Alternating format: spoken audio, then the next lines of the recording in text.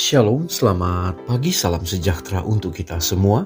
Kita berjumpa lagi dalam bacaan Renungan Pagi Menjadi Putra dan Putri Allah pada hari ini Jumat 6 Agustus 2021 dengan judul pembahasan Kita Dibersihkan oleh Darah Kristus. Sebelum kita lanjut, mari kita berdoa. Bapa di sorga, saat ini kami akan merenungkan firman-Mu. Roh Kudus menuntun kami, berfirmanlah kami siap mendengar, dalam nama Yesus. Amin. Ayat tema kita diambil di dalam 1 Yohanes 1 ayat 7. Firman Tuhan berkata, "Tetapi jika kita hidup di dalam terang, sama seperti Dia ada di dalam terang, maka kita beroleh persekutuan seorang dengan yang lain. Dan darah Yesus, anaknya itu, menyucikan kita daripada segala dosa." Saudara-saudaraku yang kekasih, sebagian orang berbicara tentang zaman Yahudi sebagai periode tanpa Kristus, tanpa belas kasihan atau rahmat. Untuk itu berlaku kata-kata Kristus kepada orang Saduki, "Kamu sesat, justru karena kamu tidak mengerti kitab suci maupun kuasa Allah." Periode pengaturan Yahudi adalah salah satu manifestasi luar biasa dari kekuatan ilahi. Begitu mulia kemunculan kehadirannya sehingga tidak bisa ditanggung oleh manusia fana.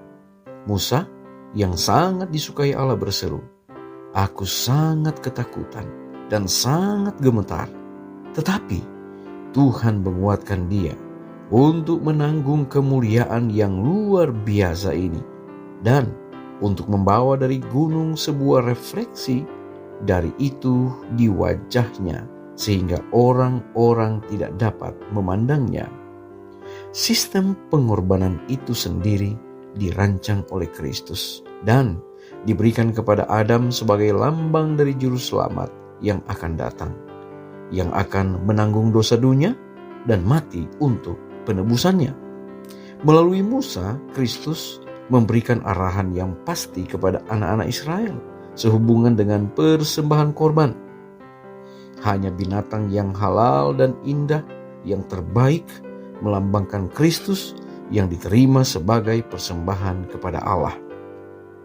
Orang Israel dilarang makan lemak atau darah. Hukum ini tidak hanya terkait dengan binatang buas untuk pengorbanan, tetapi untuk semua sapi yang digunakan untuk makanan.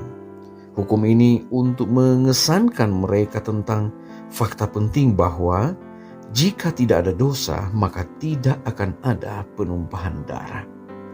Darah anak Allah dilambangkan dengan darah korban yang disembelih. Dan Allah akan memiliki gagasan yang jelas dan pasti yang dipertahankan antara yang suci dan yang umum. Saudara-saudaraku yang kekasih, darah itu suci karena melalui penumpahan darah anak Allah saja bisa ada penebusan dosa. Darah juga digunakan untuk menyucikan tempat kudus dari dosa-dosa orang banyak. Dengan demikian melambangkan darah Kristus yang mana itu saja yang dapat membersihkan kita dari dosa. Mari kita berdoa. Bapa, terima kasih Tuhan untuk kebenaran firman-Mu. Kami boleh nikmati lagi pada saat ini.